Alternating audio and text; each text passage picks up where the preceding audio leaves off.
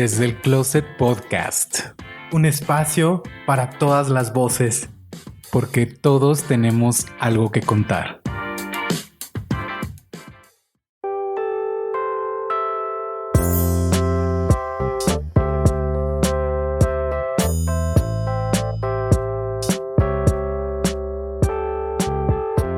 Gracias a todos por estar aquí con nosotros en Desde el Closet Podcast. Yo soy Gerardo Heredia.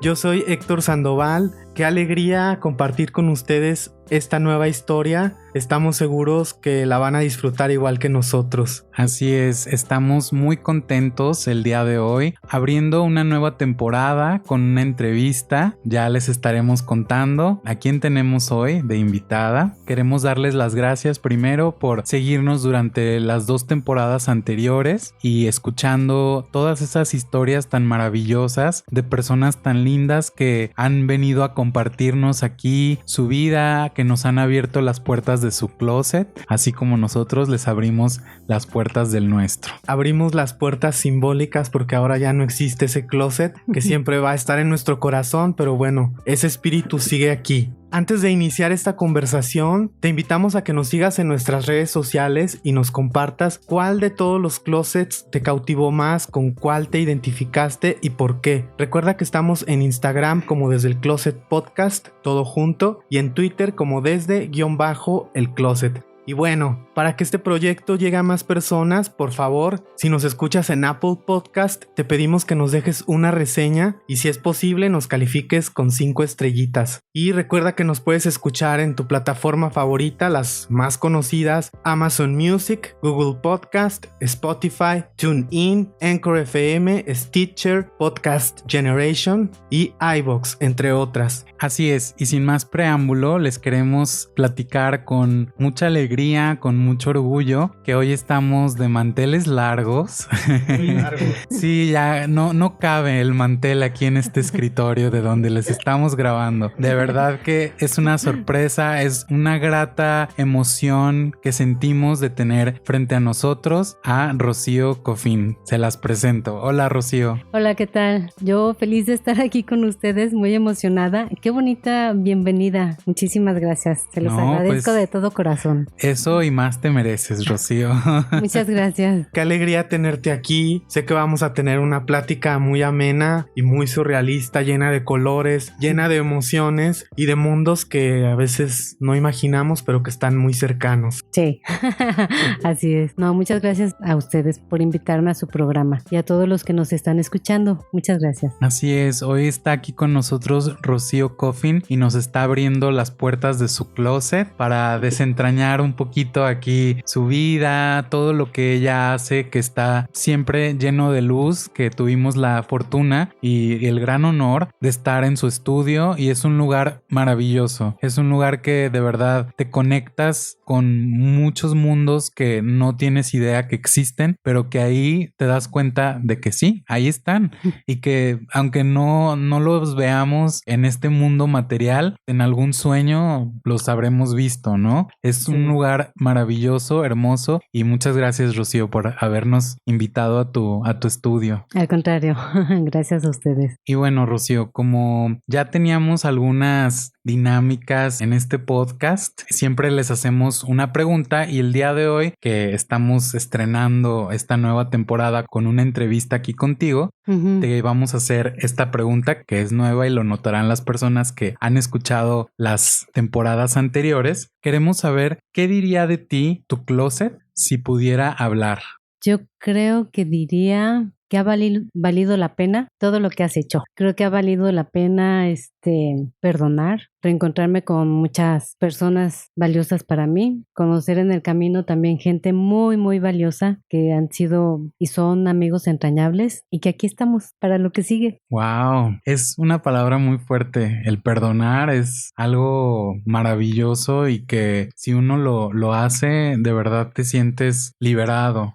Sí, fíjate que el perdón no es para la persona, pero más bien es para ti. O sea, te libera de una forma cabroncísima.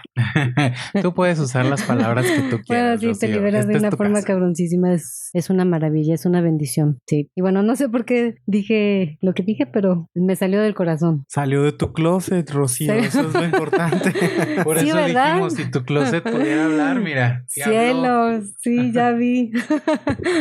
¿Y qué es lo que guardas con más cariño en tu closet, Rocío? Lo que guardo con más cariño, son mis vivencias de niña, yo creo. Las vagancias que de repente uno hace. Creo que es eso, la parte de la adolescencia. ¿Y eso guardado, materializado en algún juguete, una foto, alguna prenda? Más bien en el arte objeto que he realizado, he hecho, las que tengo como 7 piezas, 7, 10 piezas, ¿verdad? Creo. Sí, creo que en esas se ve un poco reflejado y en algunos cuadros uno siempre plasma algo de su historia personal. Ahí va tantito de uno o mucho a veces. Cuando uno observa los cuadros de un pintor, lee los poemas de un poeta, siempre podemos conocer un poquito más de esa persona viendo lo que plasma, ¿no? En lo que hace. Y no nada más en el arte, creo que también si lo tuviéramos que aplicar a cualquier profesión, en mi caso, por ejemplo, que soy profesor de inglés, también uno en sus clases plasma lo que uno es, ¿no? Das una clase, pero siempre enfocada a cómo tú eres, ¿no? Como persona, tu esencia. Sí. Entonces claro. sí, tienes mucha razón. Y bueno, Rocío, para que las personas que nos escuchan y que nos siguen en Desde el Closet Podcast, que han sido fieles seguidores durante 2 temporadas, nos gustaría que para que ellos te conozcan un poquito mejor, te vayan conociendo. Ya escucharon que, bueno, eres pintora, pero ¿qué nos podrías decir de ti? ¿Qué edad tienes? Si gustas decirlo. Sí, ¿De dónde eres? No tengo problemas con decir mi edad. Bueno, mi nombre completo es María del Rocío Cofín Cabrera, pero me gusta nada más Rocío Cofín. Creo que es más cortito. De hecho, así firmo mis cuadros. Nací en Tlaquepaque en el 1963, tengo 57 años. Nací en el centro, lo que es ahora el Centro Cultural El Refugio. Antes era un hospital de monjas. Y bueno, ahí estoy trabajando también. Entonces se me hace una coincidencia maravillosa trabajar en el lugar donde nací. Claro, es algo... ¡Wow! Es una coincidencia, como dices, pero a la vez no. Regresar, ¿no? Así a donde comenzó tu vida. Sí. Y ahora, bueno, regresas a ese lugar, ¿no? Regresas para crear desde ahí. Sí, para crear y para enseñar para más bien compartir un poco lo que he aprendido en este camino del arte. Ahí doy clases de dibujo y pintura. Ok, entonces, aparte de pintar, también te dedicas a la docencia. Sí, ahí son talleres en la Escuela de Artes Plásticas Ángel Carranza, así se llama, que está dentro del Centro Cultural El Refugio. Y ahí ya tengo, 17 años dando clases. Wow. ¿Alguno de tus alumnos ha tenido ya una carrera como pintor? Fíjate que sí tengo 2 alumnas o 3 que se metieron a la Escuela de Artes Plásticas. Ya les perdí la pista, pero bueno, Oscar, él sí ha estado trabajando de manera constante. Y tengo un alumno que fue un caso muy especial para mí, una enseñanza bellísima para mi persona, porque él llegó a la escuela diciendo, oye, yo quiero estudiar contigo. Yo, adelante, aquí eres bienvenido. Él venía en silla de ruedas, lo traía su mamá, es un chavo yo creo que en ese tiempo tendría 35 años. Y yo le dije, adelante, cuando gustes, aquí estamos. Me dice, oye, tengo un pequeño problema, no puedo mover del cuello hacia abajo. O sea, la mano derecha la puede mover solamente para ponerse el pincel en la boca, pero no tiene ninguna presión, o sea, no tiene fuerza. Ay, siempre se me olvida es que no sé si es si me fue el nombre. Cuadraplegia, pero no, es que hay una donde no pueden mover absolutamente nada. Y él, te digo, puede mover la mano derecha para ponerse el pincel, es lo único que puede hacer. Hemiplegia, entonces a lo mejor, ¿no? Sí, no me acuerdo del diagnóstico, pero llegó ahí a la escuela sin saber dibujar ni trazar ninguna raya y fue todo un reto para él y fue todo un reto para mí. Fue un proceso maravilloso porque yo fui muy honesta con él. Dije, pues nunca he enseñado a nadie a pintar con un pincel en la boca. No tengo la menor idea de cómo se hace eso. Entonces digo, si tú aceptas el reto, yo también lo acepto. Entonces cuando empezó a ir, los papás, la mamá o el papá querían estar ahí presentes, ¿no? Y yo, no, a ver, espérenme. déjenme. O sea, si van a estar aquí, allá en el patio. O sea, este espacio es para él. No, pero para darle las cosas, ¿no? El lápiz, qué sé yo. Que no, yo se lo doy, no hay problema. Y eso fue padre porque él también tuvo un espacio aparte de estar con su mamá y su papá siempre, ¿no? Claro, porque bueno, los padres pues tienden como a sobreproteger, ¿no? Sí, más en una situación así. Y bueno, empezó el proceso de enseñanza, de compartir un poco lo que sé con Edgar y empezamos de cero, él haciendo ejercicios de línea, que es con lo que siempre empezamos, con lápiz, hizo dibujos a lápiz, al pastel y ahorita está trabajando con óleo. Está becado por la Asociación de Pintores de Boca y Pie. Creo que la sede está en Suiza. Fue maravilloso eso. Fíjate, Rocío, no puedo dejar de pensar, lo que estás describiendo parece uno de tus cuadros. La situación, o sea, que alguien esté pintando con la boca, que tú estés apoyándolo, no sé, como que lo pienso. Y es como si tú mismo hubieras creado esa escena. Es algo extraño, no sé si lo habías pensado de esa manera. No lo había pensado. Si se dan a la tarea de ver sus cuadros, se van a dar cuenta que son mundos oníricos. Bueno, ahorita vamos para allá a platicar un poquito más, pero son mundos surrealismo total. Sí, de lo que sí me percataba es que, bueno, yo pinto mucho ruedas o vehículos, ¿no? Porque aprendí a andar en bicicleta ya a los 35 años, ya grande, y me enamoré de la bicicleta, así fue mi máximo. Sí, es maravillosa la bicicleta. Entonces, no sé, luego después de tenerlo en clases, asociaba mis cuadros de que siempre traen ruedas, bueno, la mayoría de los cuadros, no todos, con la silla de ruedas de Edgar. Sí, exactamente. Sí, porque incluso en el reto de Milenio, en el que te tocó el aire, y era un cuadro en el mar, y es como un barco y tiene ruedas. Tiene ruedas, ¿no? Sí. Sí, recuerdo eso. Exacto. Que aunque va en el mar, pues tiene ruedas. Tiene ruedas, sí. Es chistoso. No sé por qué salió así, pero salió. Pues sí, y bien lo comenta Héctor, a lo mejor este chico que tomó clases contigo llegó a ti porque tú lo llamaste, ¿no? Con eso que pintas en tus cuadros. Fíjate esa energía que atraen tus cuadros, ¿no? Quizás no lo había pensado.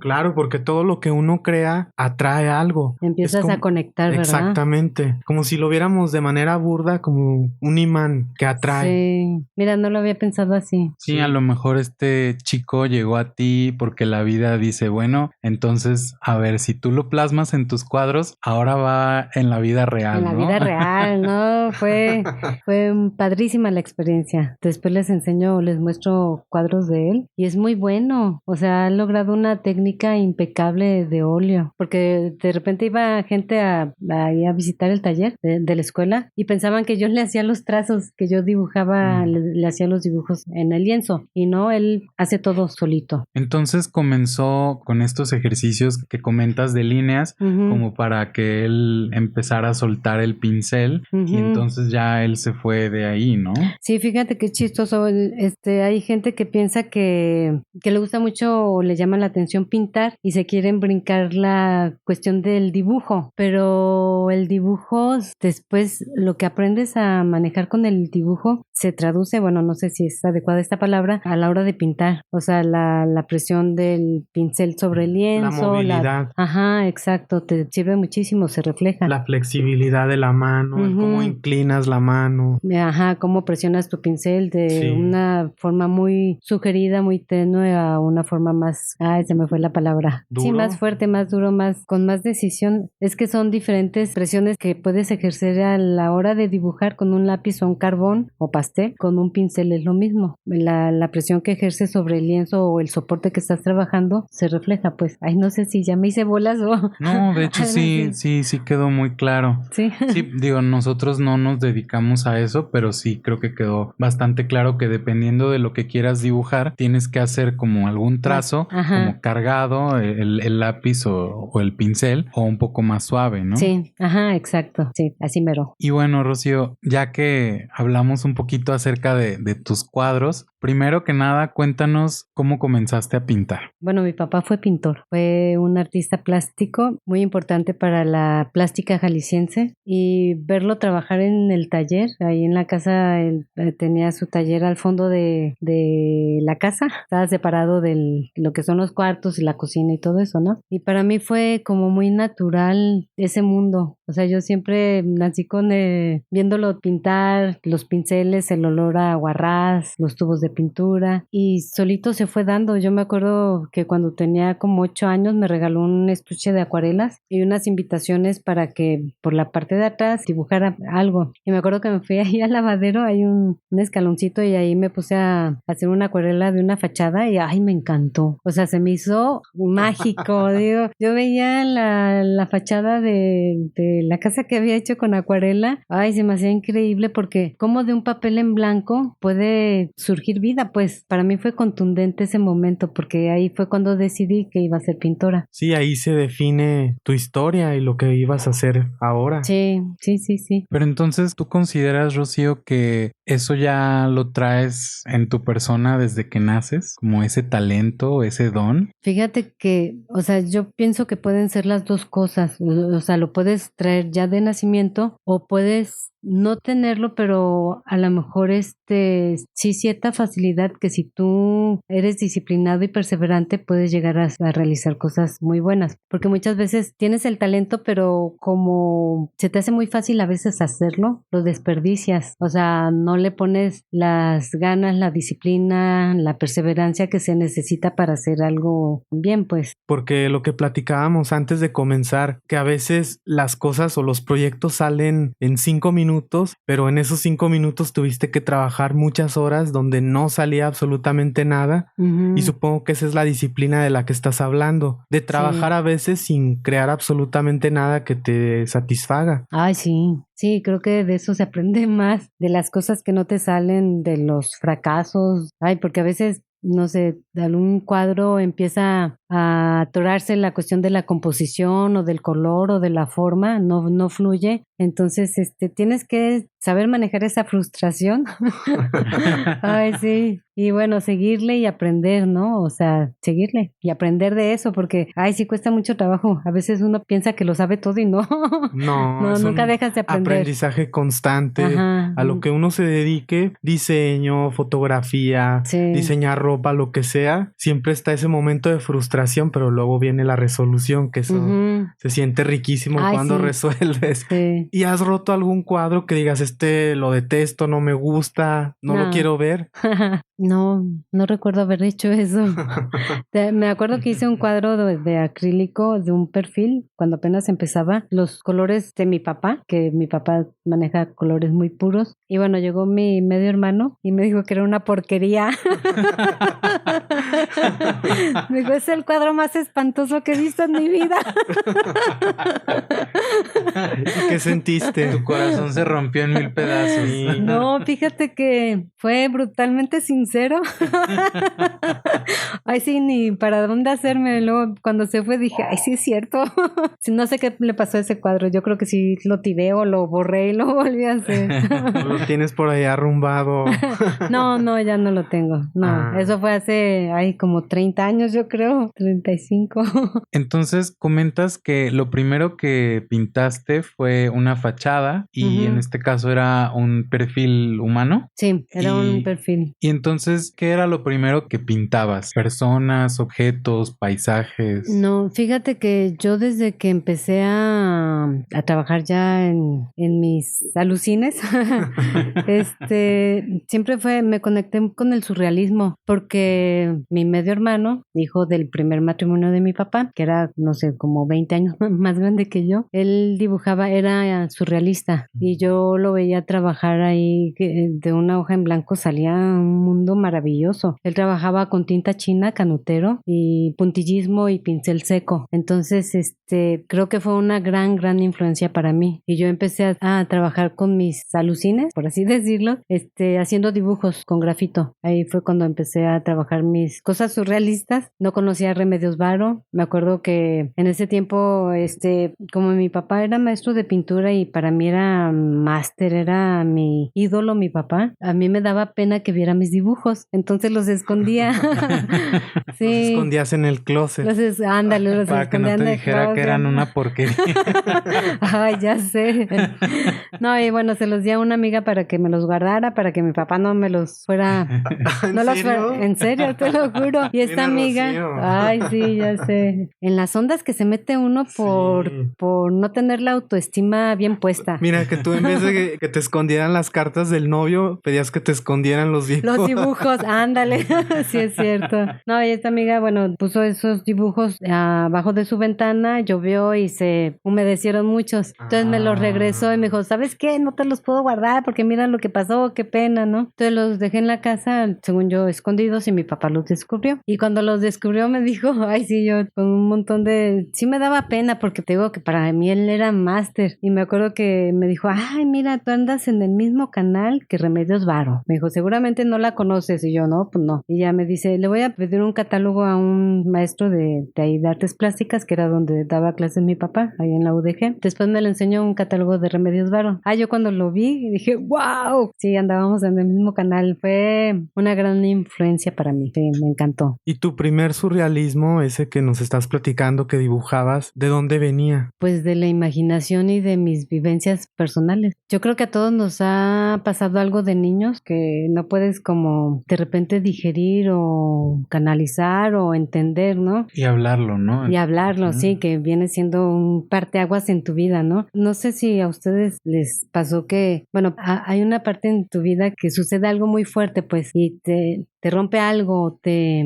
fractura Te algo. transforma. Ajá. Y hay otra parte de ti que sigue siendo ese niño o esa niña, alegre, que disfruta la vida, que juega, que hace desmadre, que no Que le se importa entrega nada. a la vida, porque la Ajá. infancia se entrega a la vida. Eso es Sí. algo que vamos durmiendo poco a poco. Ajá, sí, y es como no doble vida, sino una doble visión o una percepción o una vivencia doble, o sea, vives chido, o sea, disfruta la vida cabroncísimo. Sí. Y hay otra parte en la que pues tienes que cargar con esas cosas que no sabes cómo resolver, ¿no? Y bueno, mis dibujos de ese tiempo, conservo algunos, tienen que ver con eso, pues. Qué bueno que los conservas porque van a tener en su momento un valor histórico para entender todo tu proceso. Yo creo que ya en este momento me imagino que ya los valoras y dices, es que sí es parte de mi historia. Y no lo había visto así, pero sí, claro, sí. sí, ahí los tengo todavía guardados en el closet.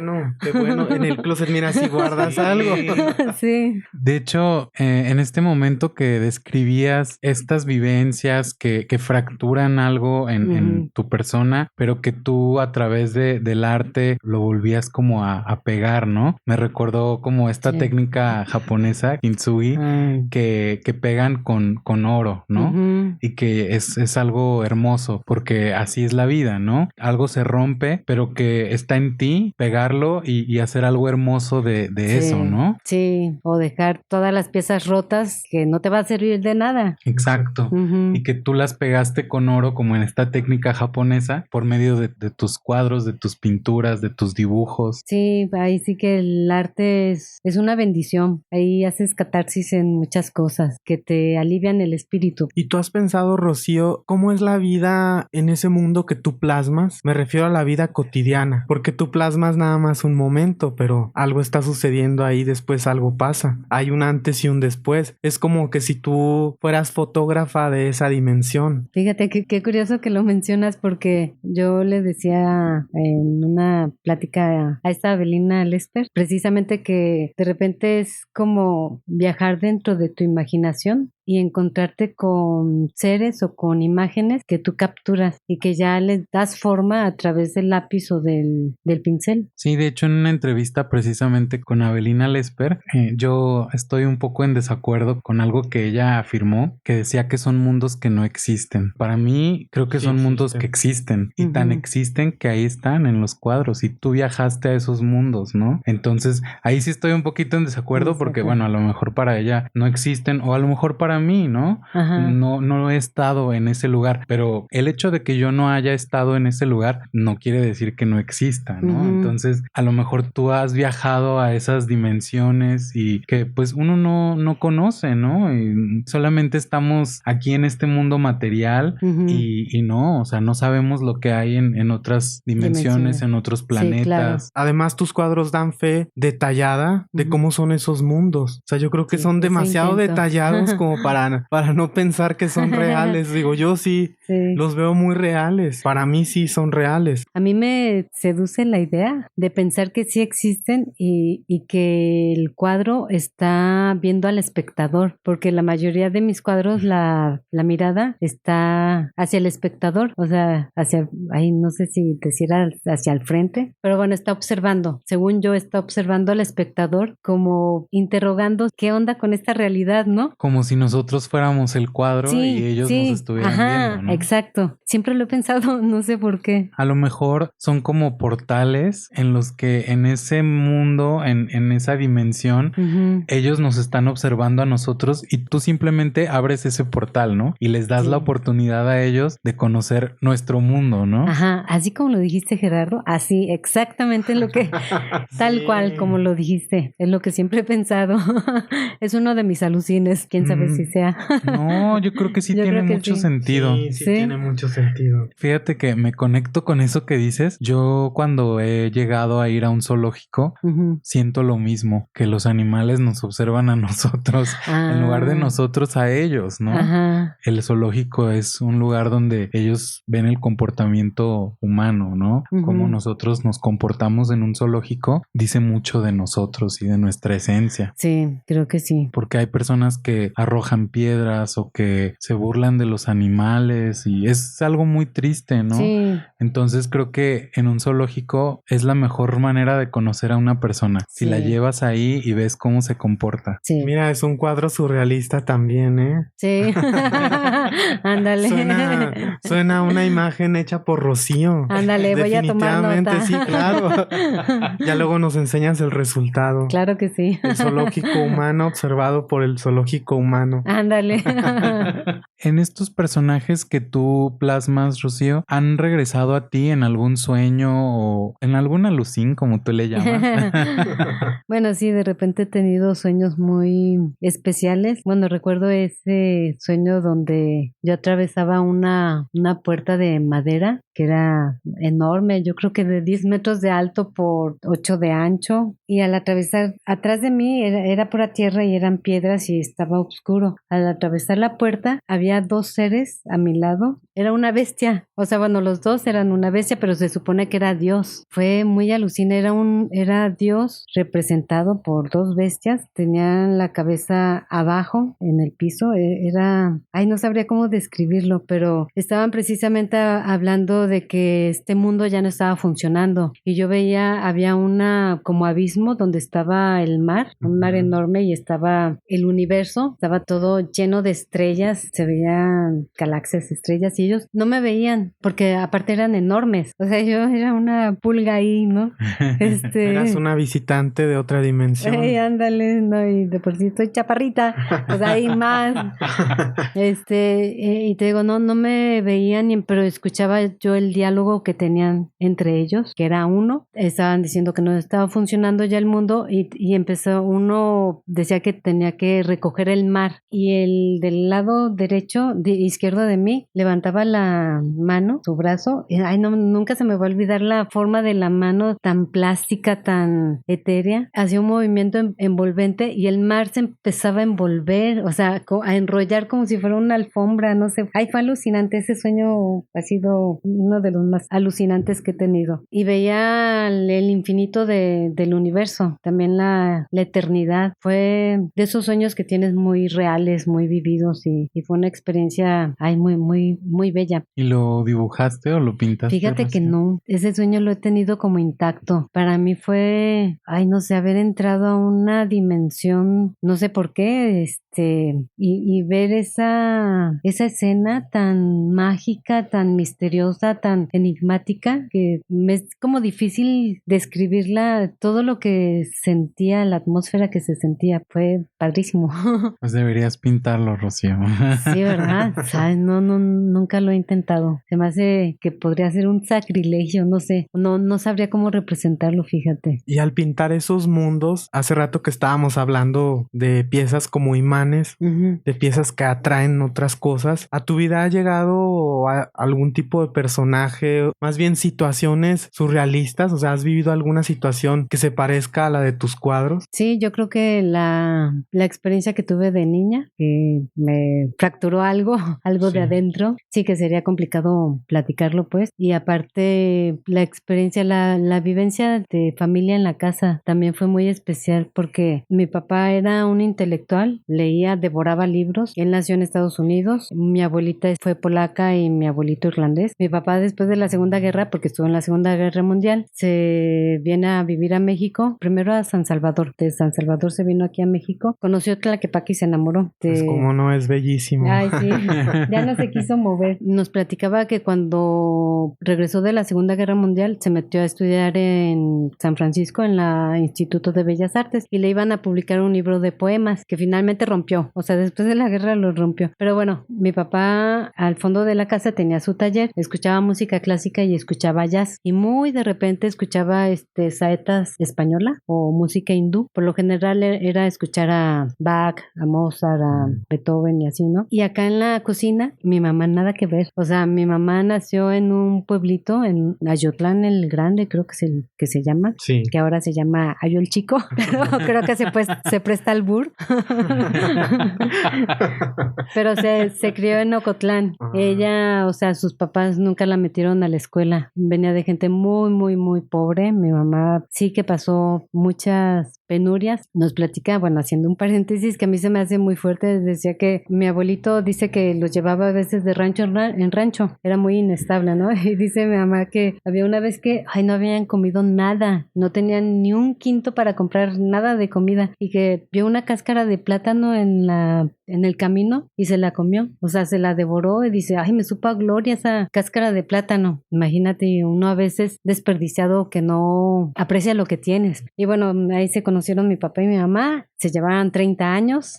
Mi mamá le gustaba mucho la música mexicana, la música ranchera, el mariachi, las canciones de Lola la Grande, de Pedro Infante, y tenía muy bonita voz. Entonces era muy, muy loco ir al taller de mi papá y música clásica o jazz. Bueno, ya y mi papá pintando y todo, ¿no? Y ya ibas a la cocina, mi mamá su música ranchera o mexicana, cantando a todo lo que daba mientras cocinaba. Y mi hermana Sofía le encantaba la música comercial, el pop. Y a mi hermano y a mí nos encantaba, ya sabes, Led Zeppelin, Queen. Y es por Pink eso Floyd. que dices que era un poco surrealista vivir entre esos dos mundos. Sí, mi mamá aprendió a leer y a escribir finalmente, cuando yo creo que yo tenía 8 años. Mi hermana le enseñó, mi hermana Sofía, pero sí se metió después a una escuela, estudió hasta tercero de primaria y aprendió a leer y a escribir. Y es una persona muy, muy, muy alegre. Tiene 87 años y le digo, voy a ser así como tú cuando tenga tu edad, porque es muy coqueta, aunque no salga ella, porque dice, vieja y fodonga, no. Pues no. Sí. Sí la comprendo. Sí. Pues mi mamá ha sido una gran, gran maestra en mi vida, de las cosas que se deben de hacer o que son chidas y de las cosas que no se deben de hacer. Hablaría de una combinación de mi papá y de mi mamá. Yo creo que si mi papá hubiera apoyado a mi mamá en la cuestión de la pintura, mi mamá podría haber sido una buena pintora, porque de repente hacía 2, 3 dibujitos con lápiz de color y estaban padrísimos. Hacía unos paisajes muy naif y unos rostros también muy especiales. O sea, yo creo que si la hubiera como canalizado, pero bueno, no sé, creo que mi mamá no se dejó. Mira, ella venía de rancho, ¿no? Y es una mujer muy auténtica. Ella decía, por ejemplo, en vez de ciudad, ciudad, o en vez de fuerte, fuerte, ¿no? Y yo a veces le quería decir, es que se dice así, dice, ¿me entendiste, no? Que no estés chingando. Pues sí. Sí, entonces yo creo que mi mamá dijo, conmigo no se meten, déjenme vivir como yo quiera y ya, ¿no? Ella se sentía realizada de esa manera. Sí. Que eso es lo importante también, no forzar situaciones. Sí, ¿para qué tratar de meterla a un mundo donde a ella no le hace clic, ¿no? No se siente conectada, ¿no? Y escuchándote hablar, Rocío, viene a mi mente esta idea de cómo las experiencias nos marcan como persona y somos el resultado de todo eso que vivimos, y no hay cosa tan gloriosa y tan maravillosa como lo que tú hiciste, el haber pasado, ¿no? Esa etapa del enojo o de la tristeza, Ujú. de lo que nos comentas que te sucedió y que te marcó, y como que pasaste de ahí, ¿no? De esa barrera y dijiste, bueno, pues entonces si esto que me pasó es algo surrealista, pues entonces pues voy a plasmar surrealismo, ¿no? Y Ujú. entonces a lo mejor si no te hubiera pasado eso, no te hubiera nacido esa curiosidad, ¿no? Por el Ujú. surrealismo y no serías pues lo que eres hoy. No quiero decir que las cosas negativas que nos sucedan estén bien, pero a lo mejor sí son parte de lo que uno tenía que vivir, ¿no? En esta vida, que eso también es parte de lo que eres hoy en día, ¿no? Y también como pintora. Sí, Gerardo, fíjate que tienes toda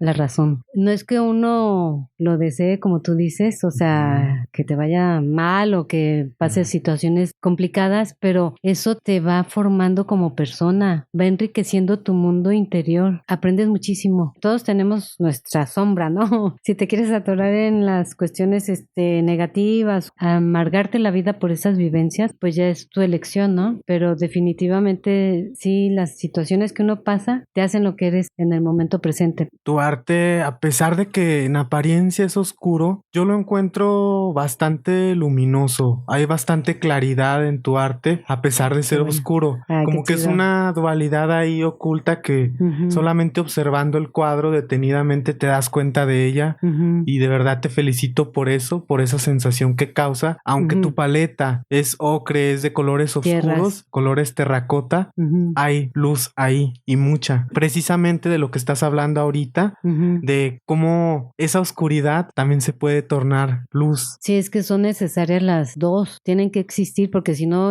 sería de locos, ¿no? Estar solamente la balanza cargada a un lado o a otro. Que volvemos a lo mismo, ¿no? Que ese portal que tú abres para que otros seres conozcan nuestro mundo, si lo pensamos un poquito, esa sensación de la que habla Héctor que dan tus cuadros, creo que también saca lo que una persona lleva adentro. Ujú. Si tú eres una persona muy negativa, muy pesimista, obviamente ese cuadro te va a sacar eso, ¿no? Porque Ujú. eso es lo que tienes tú, Ujú. no lo que está en el cuadro. Si lo que tú tienes dentro es positividad y es optimismo y es luz, también eso es lo que va a salir. Entonces creo que es algo en lo que también te felicito porque lograr eso creo que es algo muy complicado. Es muy complejo ver un cuadro te haga sentir esa catarsis y saque todas esas emociones que a lo mejor uno las traía atoradas por ahí y las sacas viendo tu cuadro. O sea, eso Ujú. es algo impresionante. Qué maravilla lo que dices, muchas gracias. En cuanto entramos a tu estudio Ujú. y vi tus cuadros, o sea, es una sensación indescriptible de cómo te conectas con esos cuadros. Por eso tiene mucho sentido lo que dices, porque yo creo Ujú. que no es un cuadro, sí es un portal a otro mundo Ujú. y tanto nosotros podemos aprender de ese mundo como a lo mejor ellos aprenden del de nosotros, ¿no? Ándale, sí. Sí, esa experiencia que vivimos nosotros de visitar tu estudio, Ujú. definitivamente sería algo que le recomiendo a la gente hacer. Si tienen amigos artistas o conocen a algún artista plástico en su ciudad, traten de acercarse y verán que va a cambiar su concepción del arte que hace esa persona, Ujú. acercándose a su estudio, vivir esa experiencia, los olores, las sensaciones, la luz, todo eso también a mí me ayudó mucho a conectar, porque no es lo mismo ir a un museo donde todo es muy limpio, muy controlado, Ujú. es muy frío. Ujú. Ujú. Pero sí, yo creo que es algo muy importante que debería considerarse en la Ujú. actividad artística, que los artistas abran sus estudios eventualmente Ujú. para que la gente se acerque y viva esa sensación, porque es Sí. una sensación que ayuda mucho a entender el arte y para que Ujú. también obviamente tengan más compradores. Además de presentar tu trabajo en espacios como galerías y museos, Ajá. ¿tú utilizas otras vías para conectarte con el público? Comparto mis trabajos en el Face. No publico frecuentemente, pero sí trato de vez en cuando publicar algún dibujo, alguna pintura. En Instagram apenas tengo poquito de empezar a usarlo. Creo que son las dos,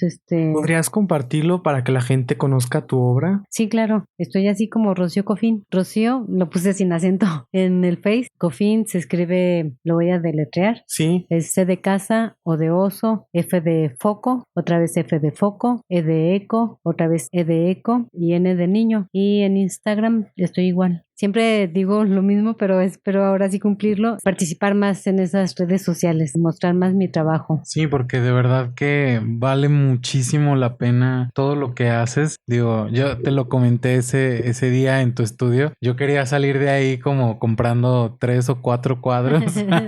Ándale. Tenemos que hacer nuestro ahorrito. Sí, pero mira, ahí está la oportunidad para que te des cuenta que sí puede haber clientes potenciales, que eventualmente tú abrieras tu galería, pero en tu estudio, Ujú. para que la gente compre arte o por lo menos vea y después te lo compre, ¿no? Ujú, sí, claro.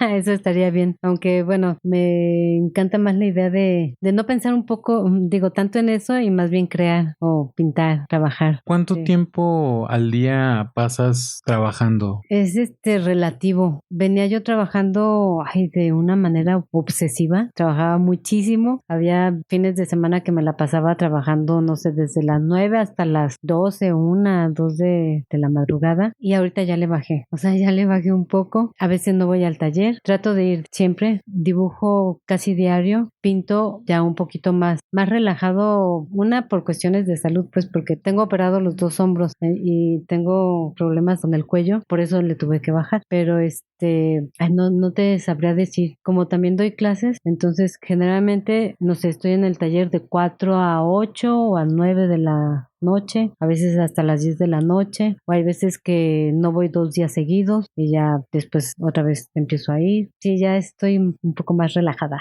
ya no tan obsesiva, pues, porque antes sí estaba muy obsesiva. ¿Pero trabajas por encargos o cómo es No. tu manera de trabajar? Sí, se podría decir con fecha de entrega para alguna exposición, sí. O sea, si me invitan a una exposición tal fecha, entonces ya me pongo a trabajar, pero obviamente es libre el tema, ¿no? O sea, la técnica y todo eso, ¿no? Digo, si hay invitaciones en las que hay un tema en general, pero uno lo aborda como uno quiere, como es el caso de la exposición de la Lotería Mexicana o el del juguete mexicano. Cada uno de los que estuvimos participando le dio su propio estilo y su propia voz, su propio lenguaje pictórico. Y ya encargos así como tal de, oye, quiero que me pintes una lanchita, no. Así no. No me sale.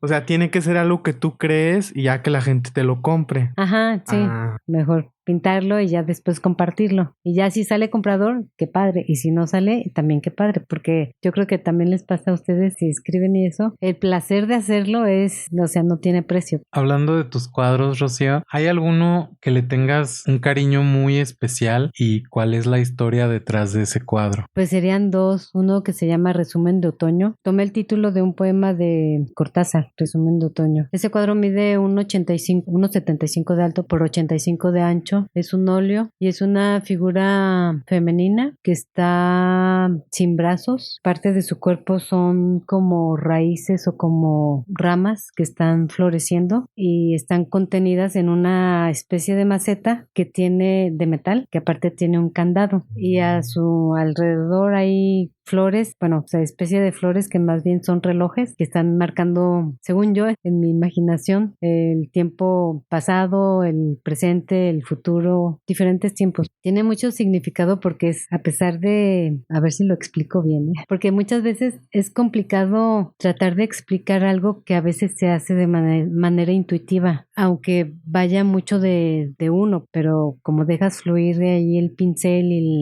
el color y el trazo, pero bueno, ese cuadro es como cuando tratan de cortarte las alas, de aprisionarte, de bloquearte, de coartar, no sé si sea la palabra adecuada, pero cortar como tu espíritu creativo o tus ganas de ser alguien en la vida, y que a pesar de eso, de que te estuvieron tratando de contener y de bloquear y de cortar por todos lados, o sea, no pudieron, no pueden, porque creo que la esencia de cada persona, lo que trae adentro, ese motor que te lleva o que te impulsa a hacer y a crear algo, es más fuerte. Ese impulso de vivir, esa fuerza de la vida. Ajá, esa fuerza de la vida. Me hiciste hiciste recordar una plantita que había por aquí cerca, un cactus, que reiteradamente lo cortaban y florecía, y lo volvían a cortar y florecía y florecía. Es esa fuerza, esas ganas de seguir vivo. Sí, exactamente, así tal cual. ¿Cuál es el otro cuadro? El otro cuadro, fíjate que ese me gusta, pero como me salí de mi paleta habitual, lo veo y me hace ruido porque le puse el fondo es un azul muy puro y no acostumbro a trabajar esa. ¿Es uno que tenías ahí en tu estudio? Uno de una mujer que está viajando en una nave que tiene cabeza de animal. Se llama A 7000 metros de recuerdos obsoletos. Bueno, creo que no hay mucho que explicar. Creo que el título lo dice todo. Con ese me conecto, pues, porque hay recuerdos que no te sirven para nada. Ya a veces ahí los traes cargando, nomás amargándote la vida. Y bueno, es así como que mirar a otro lado y seguir otro rumbo, ¿no? Entonces por eso está en una nave. Ajá. Porque está viajando. Está viajando, sí, a otro rumbo, dejando esos recuerdos. Ahora que mencionas el título, que tiene mucho peso también en una obra, cuando nos hiciste el gran favor y que nosotros es un honor tener tu piezografía que nos regalaste, yo conecté muchísimo con el título. Cuando nos diste a escoger, que había dos. Había dos. Y cuando leí el título de la que nos regalaste, fue como... Wow, romance entre pirañas, es como... Me pareció algo muy fuerte porque pues es una imagen, ¿no? De una piraña, es como algo sangriento, con dientes. Ay, sí. Salvaje, ¿no? Y que la palabra romance es totalmente distinta. Sí, ya campos sé. semánticos completamente diferentes. Pues como la vida, ¿no?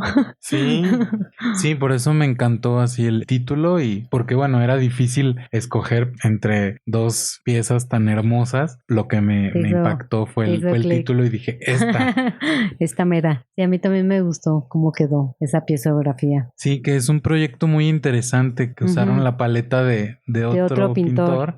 Y sobre eso tuvieron que crear algo con tu toque, ¿no? Ajá, sí, fue como descubrir entre las manchas alguna figura, como dice Lucía Maya, un fantasmita ahí rondando y darle vida. Como cuando uno ve en una mancha una cara, un caballo, un árbol.